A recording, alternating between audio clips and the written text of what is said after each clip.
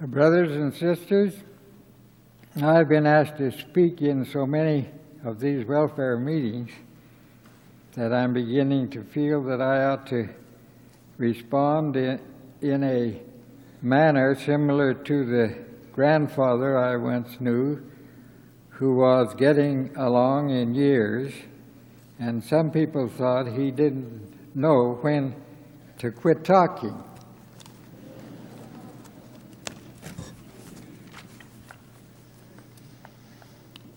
At a ward gathering,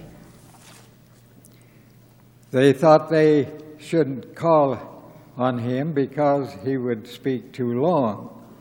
Their final decision was, however, that they couldn't pass by, so they called on him and asked him to stand and tell them in just a word how they could live to be as old as he was and still give such service.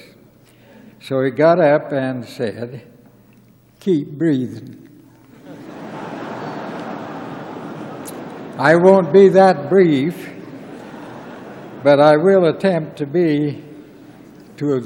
speak to a point.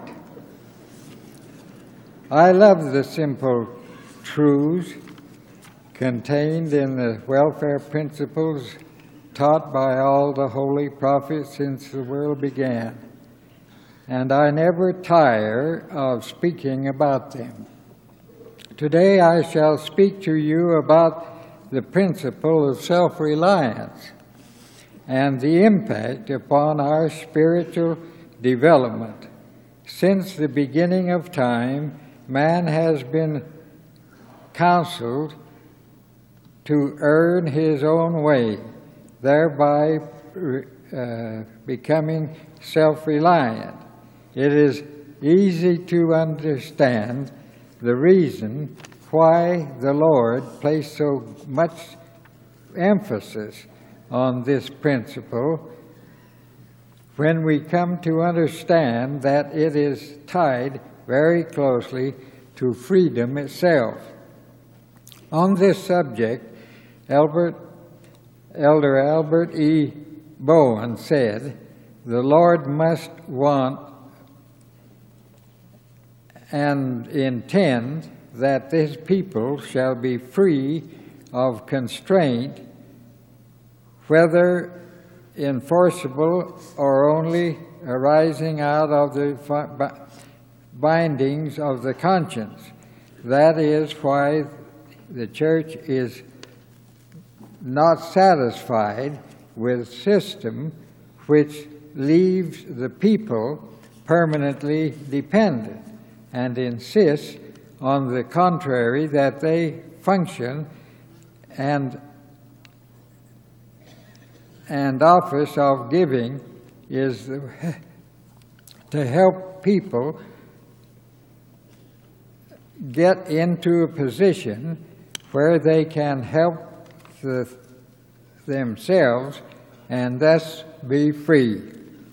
Many programs have been set up by well-meaning individuals to aid those who are in need. However, many of these programs are designed with the short-sighted objective of helping people as opposed to helping people help themselves.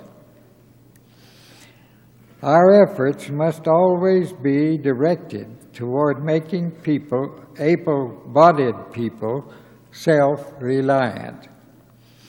I clipped the following article from the Reader's Digest some time ago and have used it before, but it bears repeating.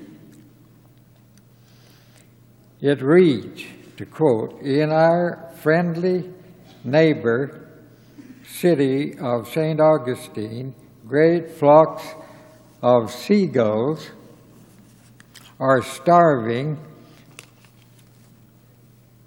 and amid plenty, fishing is still good, but the gulls don't know how to fish. For generations they have depended on the ship fleet to toss them scraps from the nets. Now the fleet has moved. The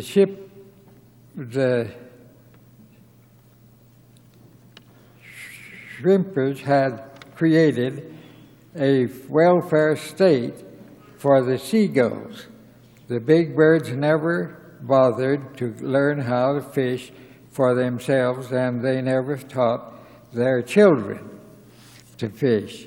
Instead, they led their little ones to the shrimp nets and the seagulls, the fine, free birds that almost symbolize liberty itself, are starving to death because they gave it in to the something-for-nothing lure.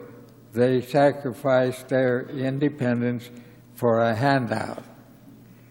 A lot of people are like that also. They see nothing wrong in picking delectable scraps from the tax nets of the United States government shrimp fleet. But what will happen when the government runs out of goods? What about our children of generations to come? Let's not be gullible gulls. We must preserve our talents of self-sufficiency, our genius for creating things for ourselves, our sense of thrift, and our true love of independence. The practice of coveting and receiving unearned benefits has now become so fixed in the society that even men of wealth and possessing the means to produce more wealth are expecting the government to guarantee them a profit. Elections often turn on what the candidates promise to do for the voters from government funds. This practice is universally accepted, if universally accepted and implemented in any society, will make slaves of its citizens.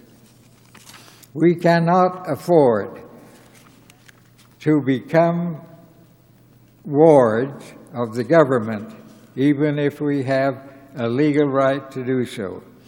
It requires too great a sacrifice of self-respect and political, temporal, and spiritual independence. In some countries, it is extremely difficult to separate earned from unearned benefits. However, the principle is the same in all countries. We should strive to become self-reliant and not dependent on others for our existence. Governments are not the only guilty parties. We fear many parents in the church are making gullible gulls out of their children with their permissiveness and their doling out family resources. Parents who place their children on the dole are just as guilty as a government which places its citizens on the dole.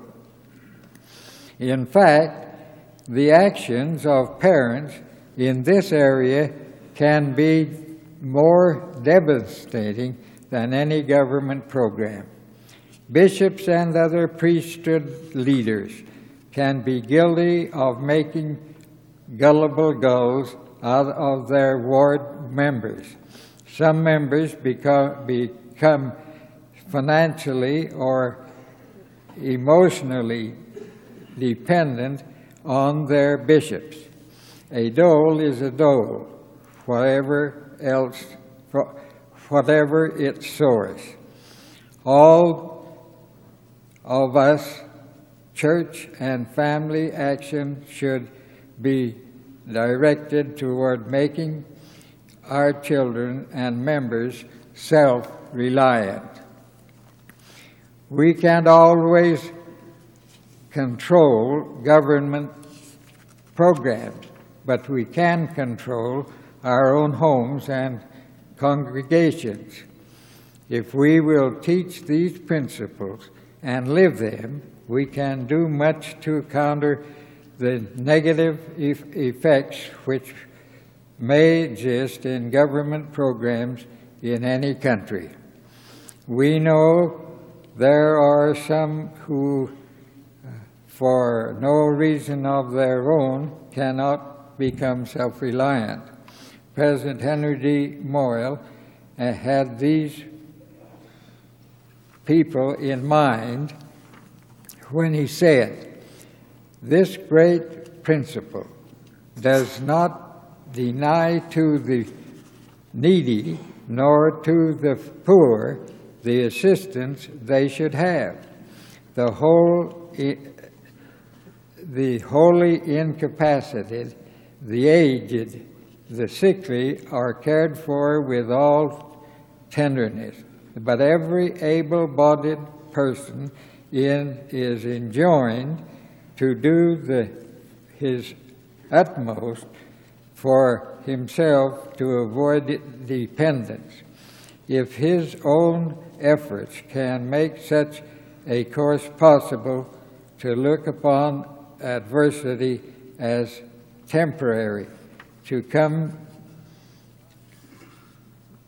combine his faith in his own ability with honest toil, to rehabilitate himself and his family to a position of independence.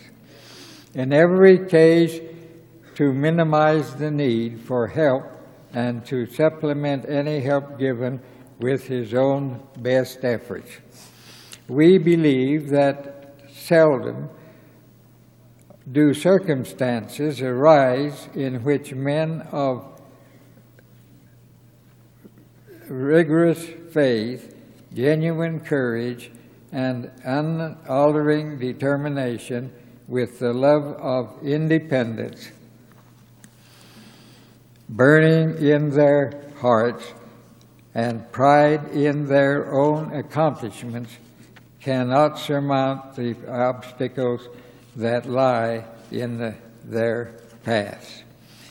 We know that through humble, prayerful, industrious, God-fearing lives, a faith can be developed within us by the strength of which we can call down the blessings of a kind and merciful Heavenly Father and literally see our handicaps vanish and our independence and freedom established and maintained. Self-reliance is not the end, but a means to an end. It's very possible for a person to be completely independent and lack every desirable attribute. One may become wealthy and never have to ask anyone for anything.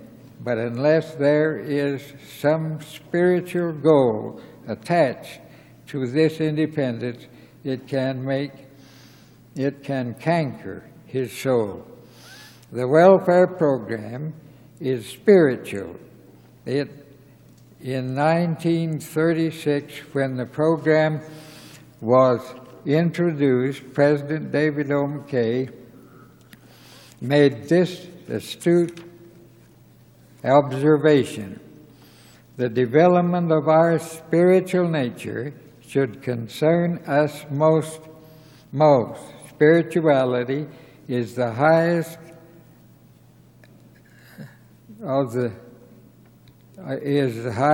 accomplishment of the soul. The divine in man's is supreme, crowning gift that makes him king of all created things. It is the consciousness of victory over self and of communion over the infinite, with the infinite. It is spirituality alone which really gives one the best life. It is something to supply clothing to the scantily clad, to furnish ample food to those whose table is thinly spread, to give activity to those who are fighting desperately the despair that comes from enforced idleness. But after all is said and done, the greatest blessing that will accrue from the church welfare program are spiritual. Outwardly, every act seems to be directed toward the physical remaking of dresses and suits of clothing, canning fruits and vegetables, storing foodstuffs, choosing of fertile fields for settlement, all seem strictly temporal, but permeating all these acts, inspiring and sanctifying them, is the element of spirituality.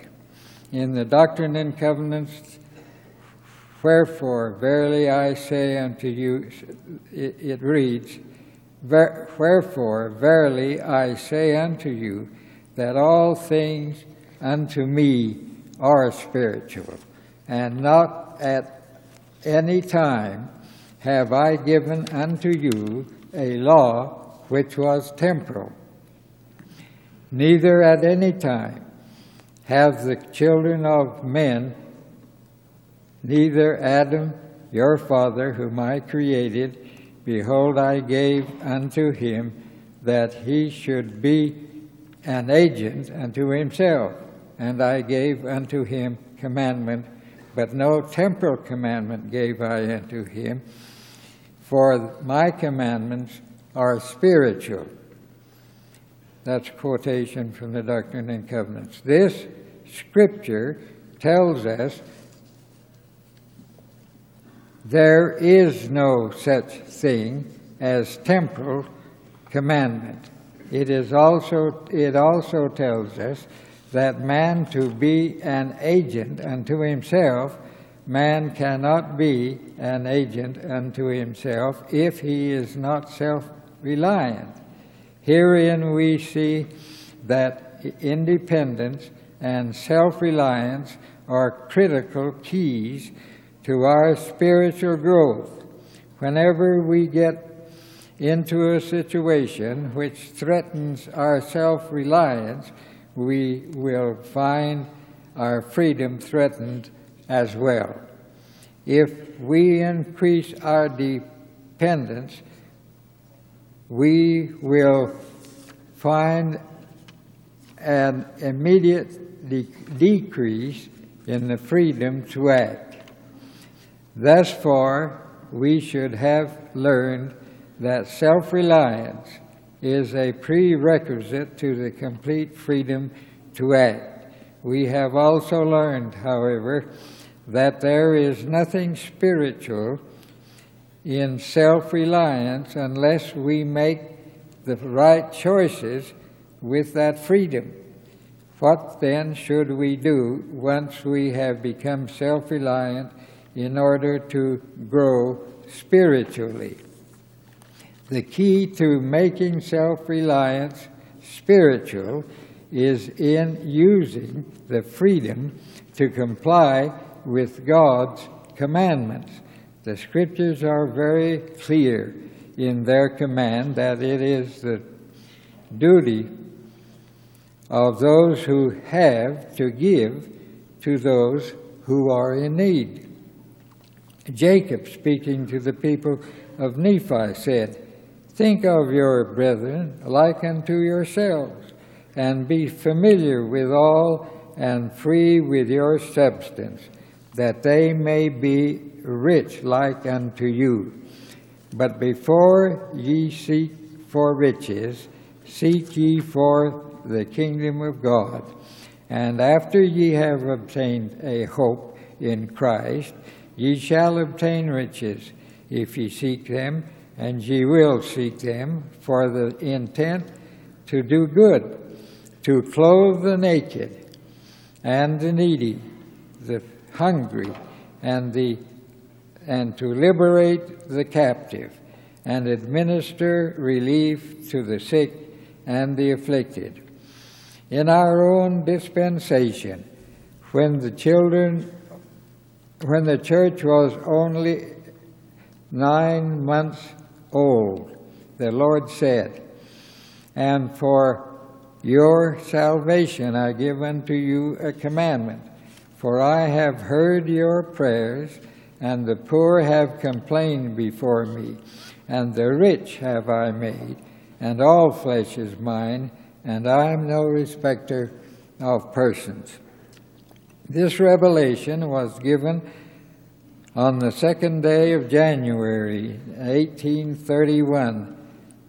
The next week, just 7 days later, in another revelation, the Lord said, If thou lovest me, thou shalt serve me, and keep all my commandments. And behold, thou wilt remember the poor, and consecrate of thy properties for their support.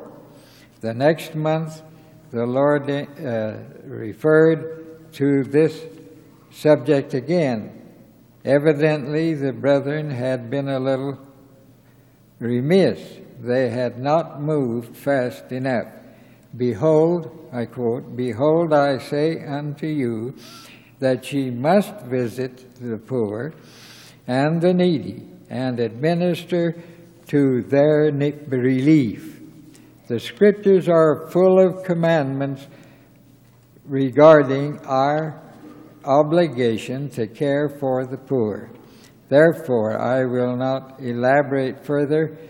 It has always seemed somewhat paradoxical to me that we must constantly have the Lord's command us to do those things which are for our own good.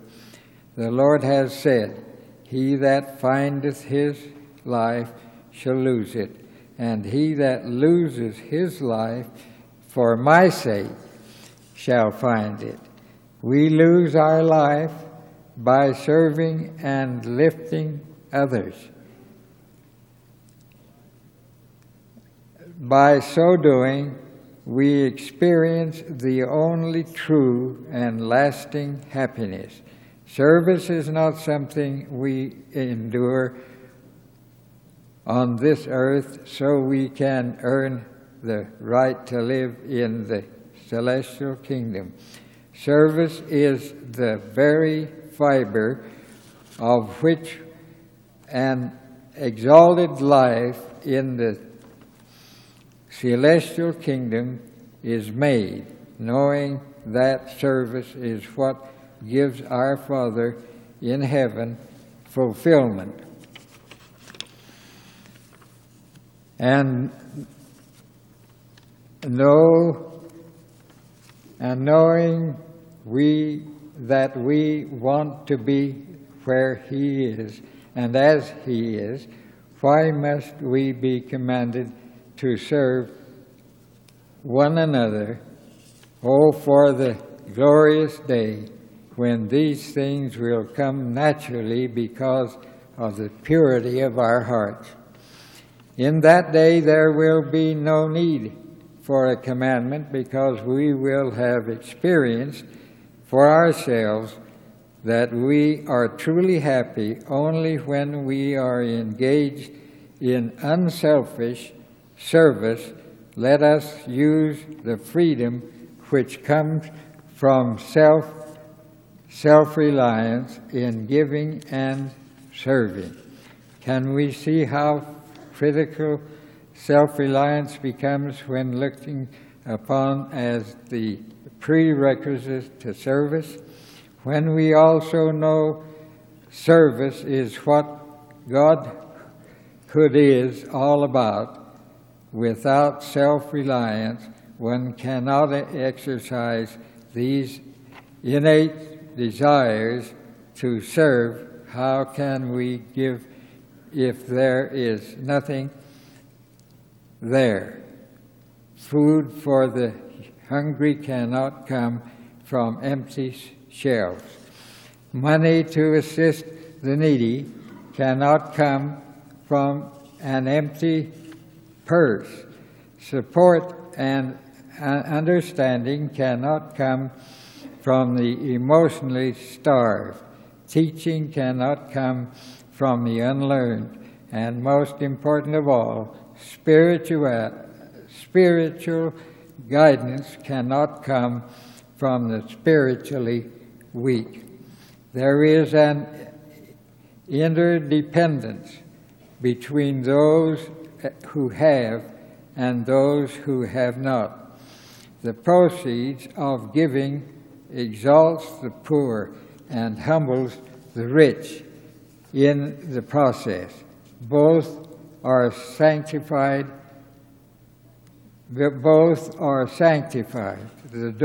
poor released from bondage and limitation of poverty are enabled to as free men to rise to their full potential, both temporally and spiritually. The rich, by imparting of their surplus, participate in the eternal principle of giving. Once a person has been made whole or self-reliant, he reaches out to aid others, and the cycle repeats itself. We are all self-reliant in some areas and dependent in others. Therefore, each of us should strive to help others in areas where we have strength. At the same time, pride should not prevent us from graciously accepting the helping hand of another when we have a real need. To do so denies another person the opportunity to participate in a sanctifying experience. Again, I say, the principle of self-reliance is spiritual, as are all the principles of the welfare program. This is not a doomsday program, but a program for today. One of the 3 areas of emphasis recently outlined in the statement of the mission of the church is to perfect the saints, and this is the purpose of the welfare program. Today is the time for us to perfect our lives.